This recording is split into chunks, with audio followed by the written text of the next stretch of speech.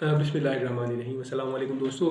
ज़िंदगी बहुत बड़ी नेमत है और हमारे लिए ये नेमत दोहरी इसलिए भी हो जाती है कि इस दुनिया में आते साथ ही जो दो नामे नामी हमारे कानों में पढ़े जाते हैं, इनमें जो दूसरा नाम है ये इतना अजीम है, इतना शानदार है।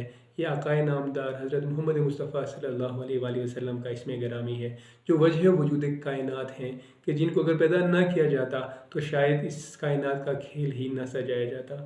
अब इस नेमत का एक शुक्राना ये है कि हम कम से कम एक दफ़ा नबी करीम सल्लल्लाहु अलैहि वसल्लम की ज़िंदगी को पढ़ लें और इसको महसूस कर लें और इसको कहने वाले तो यहाँ तक कहते हैं कि कुरान मजीद को पढ़ने से भी पहले इसको हुज़ूर सल्लल्लाहु अलैहि वसल्लम की सीरत को, साहिब कुरान की ज़िंदगी को पढ़ना बहुत ज़रूरी है। तो इस हवाले से शायद इसी वजह से बहुत सारे लोगों ने बहुत खूबसूरत अंदाज में ऐसी सीरत पे किताबें भी सैकड़ों की तादाद में लिखी गई हैं। तो आज की इस वीडियो का मकसद भी ये है कि हम आपके समातों की नज़र एक बहुत ही खूबसूरत किताब का तारुफ़ करवाने जा रहे हैं, आका, जिसके मुसन्निफ़ अब्दाल बेला हैं। और इस किताब को पढ़ के इस तारुफ़ में सबसे पहले हम आपको इस मुसन्निफ़ के से तारुफ़ करवाएंगे, फिर थोड़े से किताब के हवाले आपको बताएंगे और फिर आखिर में हम एक इस किताब से इक़्तिबास भी आपके समातों की नज़र में करेंगे और आखिर में अब हम आपको ये भी बताएंगे कि आप कहाँ से इस किताब को बड़ी आसानी से हासिल कर सकते हैं और पढ़ सकते हैं। वीडियो के आखिर तक हमारा साथ ज़रूर दीजिए। जी दोस्तों, हमारे जो मुसन्निफ़ हैं अब्दाल बेला, ये बहुत ही मुनफरिद और दिलकश अंदाज़ तहरीर रखने वाले अदीब हैं, जिन्होंने अब तक 30 से ज़ायद किताबें लिखी हैं। और अगर इनकी किताबों का ज़िक्र किया जाए तो अगर चाहे वो उर्दू ज़बान की सबसे ज़ख़ीम जो का नावल है दरवाज़ा खुलता है वो हो, इनकी आप बीती बंदा का ज़िक्र किया जाए, या इस किताब जो सीरत तैयबा पे लिखी गई है आका, इसका ज़िक्र किया जाए तो हर अदब पारा इसकी अपनी चाशनी है, अपनी मिठास है, अपनी घुलावट है और अपनी इसकी खूबसूरती है। और इसका ताल्लुक़ सियालकोट से है और सियालकोट की ज़मीन बासलाहियत अफराद पैदा करने के हवाले से बहुत ज़रख़ेज़ ज़मीन है और ये मुमताज़ मुफ्ती के रूहानी फ़र्जंद भी रहे हैं। अब पता नहीं ये सियालकोट की ज़मीन की ज़रख़ेज़ी थी या मुफ्ती का फैज़ था कि जिन्होंने इनसे जिनकी वजह से इनका जो कलम है वो शानदार अदब पारे तख्लीक करते चले जा रहे हैं। हमें इतना पता है कि जब ये डॉक्टरी पढ़ रहे थे तो कहीं से मुमताज़ मुफ्ती का लिखा गया हजनामा लब्बैक इनके हाथ लगा और ये मुफ्ती जी के रेडार में आ गए और फिर उस वक्त से इन्होंने पीछे मुड़ के डॉक्टरी पढ़ी, फ़ौज में कमीशन लिया और पाकिस्तान के तूल व अर्ज़ में खिदमत सर अंजाम दी।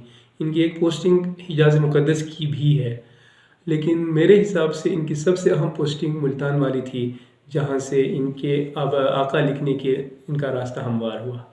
और 2000 साल अज़ीमत मुकम्मल करने के बाद ये फ़ौज से सुबकदोश हुए और उस वक्त ये ISPR में डिप्टी डायरेक्टर के ओहदे पे फाइज थे। दोस्तों, आका की मोहब्बत तो हमें हमारी घुट्टी ही में शामिल हो जाती है, हमें घोंट के पिला दी जाती है, लेकिन ये जो किताब है आका, इसको ये एक अब्दाल बेला की ऐसी तख्लीक है जिसमें बेला जी अपने कारी की उंगली पकड़कर उन्हें लेके एक सफ़र करते हैं और ये सफ़र जो है ये अक़ीदत से मोहब्बत का सफ़र होता है। इस किताब को पढ़ चुकने के बाद आपके दिल में एक नबी करीम सल्लल्लाहु अलैहि वसल्लम की मोहब्बत का बीज पड़ जाता है और वो जड़ पकड़ लेता है। तो जब हम इसकी बात करते हैं तो इसके जो पेश लफ्ज़ है, हम इसके सहर से अभी नहीं निकले हुए होते कि इसका जो पहला बाब, जिसका उन्वान सुनी गई दुआ के उन्वान से हमारे सामने आता है।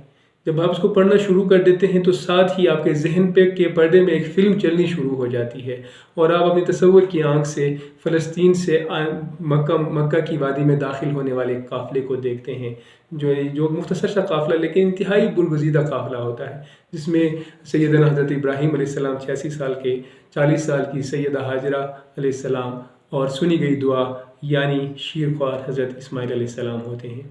ये मंज़र इतना मशहूर कुन होता है, इसमें इतनी सहरंगेज़ होता है कि ये आपको अपने शहर में जकड़ लेता है। आपका वापस आने का दिल नहीं चाहता और आप चाहते हैं, आपका ये जी चाहता है कि आप भी उस मंज़र का हिस्सा बनकर उस मंज़र की एक एक तफसील को अपने अंदर जज़ब करने का दिल चाहता है। लेकिन फिर वो किसी शायर ने कहा है कि दुनिया ने तेरी याद से बेगाना कर दिया, तुझसे भी दिल फरेब है गम रोज़गार के। बशरी किसी तकाज़े की वजह से अगर आपको ये किताब रख भी देते हैं तो दोबारा आपकी जो ख्याल है, आपका ख्याल का कोई ना कोई हिस्सा उसी मंज़र में रह जाता है। وہ بار بار آپ کو واپس اسی منظر کی طرف بلاتا ہے، آپ کو کھینچتا رہتا ہے یہاں تک کہ دوبارہ آپ وہ کتاب اٹھا لیتے ہیں۔ جب ایک دفعہ آپ اس کتاب کے رڈار میں آ جاتے ہیں تو یہ کتاب دنوں یا ہفتوں میں مکمل ہو جاتی ہے، لیکن تشنگی آپ کی باقی رہتی ہے۔ آپ کا دل چاہتا ہے کہ بار بار اس کو دیکھا جائے، اس کو پڑھا جائے۔ آپ کی تصور کی آنکھیں دوبارہ وہ مناظر دیکھنا چاہتی ہیں اور آپ کا دل دوبارہ ان کیفیات کو محسوس کرنا چاہتا ہے۔ اور اس میں کیا ہوتا ہے کہ پھر آپ کے دل میں نبی کریم صلی اللہ علیہ وسلم کی محبت کا بیج پڑ چکا ہوتا ہے، اور آپ کو آپ کو ایک سمت مل جاتا ہے۔ شاید یہ وہی سمت ہے جسے ڈھونڈنے کے لیے ہمیں اس دنیا میں بھیجا گیا۔ کتاب کو پڑھتے ہوئے کچھ ایسے مقامات آتے ہیں کہ جہاں سے آپ بہت جذباتی ہو جاتے ہیں، جذبات غالب آ جاتے ہیں اور آپ کے آنسو خود بخود بہنے ہی لگ جاتے ہیں۔ ایسا ہی ایک واقعہ کہ 2 یہودی اور آئے، وہ اپنی کتاب کے عالم لگتے تھے۔ انہوں نے کہا کہ ہمیں محمد صلی اللہ علیہ وآلہ وسلم دکھاؤ۔ دیکھ چکے تو ان کے چہروں کا رنگ بدلنے لگا، سمجھ نہیں آتا تھا کہ وہ خوش ہیں یا پریشان۔ ان کی آنکھیں پھیل گئیں اور چہرے لال ہو گئے، ان کے ہاتھ کپکپانے لگے۔ پھر ان میں سے ایک نے دوسرے سے کہا کہ یہ بچہ اس امت کا نبی ہے اور یہ شہر اس کا مقام ہجرت ہے۔ حوالہ لکھا ہے ابن کثیر صفحہ 164۔ سیدہ آمنہ نے یہودی کی یہ بات سن لی، پھر دونوں یہودیوں کی بدن بولی بھی دیکھی۔ انہیں ان یہودیوں کی نسبت اپنے کم عمر یتیم بچے کے لیے خوف پیدا ہوا اور انہوں نے واپس مکہ جانے کا ارادہ کر لیا۔ یثرب سے واپس مکہ روانہ ہوتے وقت سیدہ آمنہ کی صحت ٹھیک تھی۔ آخری بار اپنے خاوند سیدنا عبداللہ کی قبر کو دیکھ کر آئیں تو کمزور نظر آئیں۔ انہوں نے اپنا سامان باندھا، سواری کے اونٹ لیے، اپنے بچے اور اپنی کنیز برکہ کو ساتھ لیا اور بنو نجار کے اپنے رشتہ داروں سے مل کر رخصت ہو گئیں۔ واپسی کا سفر بھی 10 دن کا تھا۔ انہوں نے کوئی 2.5 دن کا سفر کیا ہوگا کہ بیمار ہو گئیں۔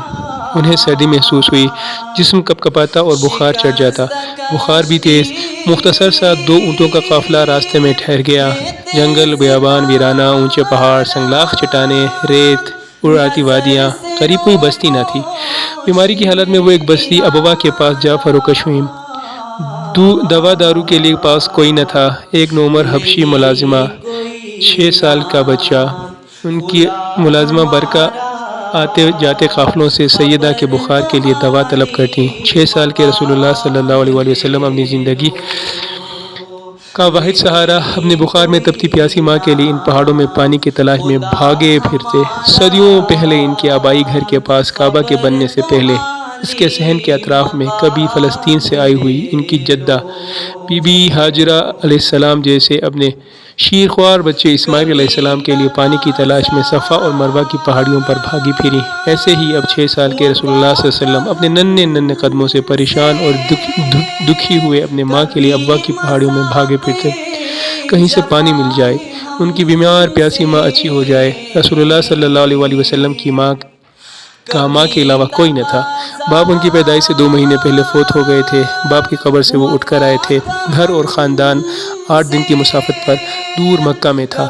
انجانا ویران علاقہ تھا، نہ کوئی ساتھی، نہ کوئی رشتہ دار، زاد راہ بھی مختصر، جو تھا خرچ ہو گیا۔ ایک نوعمر کنیز تھیں برکہ، وہ بھاگی پھرتی۔ کھانے کا بندوبست اور علاج کی ذمہ داری اسی نے اپنے ذمہ لی ہوئی تھی۔ کیسی بے بسی ہوگی ننھے رسول اللہ صلی اللہ علیہ وسلم کی۔ ان کی کائنات، ان کی ماں ان کے سامنے بخار سے تپ کے دھیرے دھیرے موت کی طرف بڑھ رہی تھیں۔ ننھے رسول اللہ صلی اللہ علیہ وسلم کو کیا پتہ موت کیا ہوتی ہے۔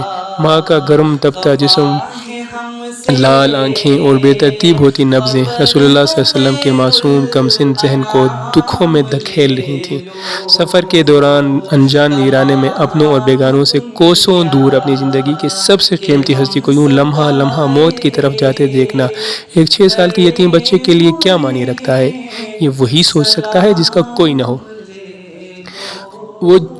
وہ ہو بھی ایک بیابان ویرانے میں، اور جو ایک واحد ہستی، پیاری ہستی ہو، وہ بھی بچھڑنے والی ہو۔